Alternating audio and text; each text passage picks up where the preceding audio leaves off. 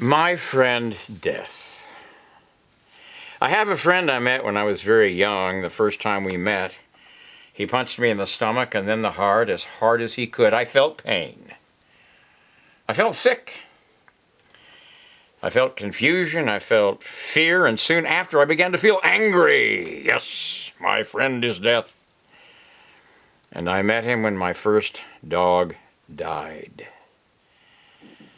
I didn't see Prince die. I didn't see him dead. He was just gone. Because death means gone. That's what I realized right away. Whatever comes after life, if anything, for the people left behind, death just means gone. I didn't like my friend Death much at first. In fact, hated him. He didn't seem to mind too much. He'd show up just the same now and again, never expected, never welcome, and out of nowhere, wham, he'd punch me in the gut and heart again. I really let him have it a few times with vicious cursing rants about how much I hated him, how much he sucked. He just stood there and took it. Sometimes I thought he was smiling a little, not in a gloating way or meanly, but like a very patient parent listening to a child having a tantrum. I told him I really resented the way he snuck up on me. When people or pets died who I loved, I always felt I had failed to appreciate them enough while they were alive, that I had taken them for granted, missing their uniqueness, the little details that made them most themselves. That was painful. But the feeling that I had wasted so many moments not loving them as fully as I could, not seeing them as clearly as I might have, the absence of all the quirky little details of their personality that would never be repeated, not in a billion years. These were bitter pills to swallow. My friend Death never came empty-handed when he showed up. He always carried a gift for me, neatly wrapped.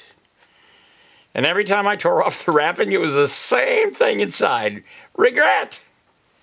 I felt like a father getting another tie, like a child getting socks and underwear. "Oh, you shouldn't have. Really," I told him. Then, one day I noticed that my friend Death wasn't going away and coming back. He was always there. Somewhere every day. At first I considered him a creepy lurker, sucking the joy out of life and replacing it with never-ending fear, bubbling unease, sometimes even bordering on despair. Why bother doing anything, loving anyone, hoping for anything? Every story ever written, or yet to be written, ends the same way. Frodo dies. Snow White and the Prince die, one before the other, or both at once, burned by a relative of the witch. Puppies get old and fat and piss in the house and then die. When a woman gives birth to a child, she also gives him death. Eventually, death is every child's inheritance. Why bother putting on sunscreen? Well, the sun will die someday too. I became very paranoid. My friend Death nearly laughed then, shaking his head. And I saw him walk off a ways. And curious, I followed. From out of sight, I observed him meet with a beautiful, vibrant woman. They met and kissed and went off holding hands. She was chatty and dancing and leading him somewhere. They seemed to be in love. I was astonished. He did not seem the type to love or be loved. I followed them to an apple tree in an orchard, where they were peeking into a bird's nest at several sky blue spotted eggs. Instantly, I became angry. She had brought him here to take them away, to kill these innocents. "Stop!" I shouted. My friend Death saw my angry eyes and knew at once my mind. He put a finger over his lips and hushed me. Within the nest, a tiny egg moved slightly. The scratching could be heard faintly. And then it happened.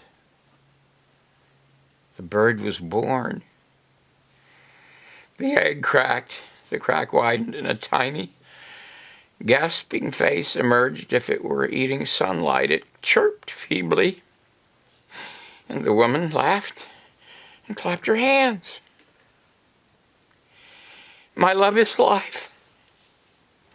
My love is life," said my friend Death, speaking for the first time ever.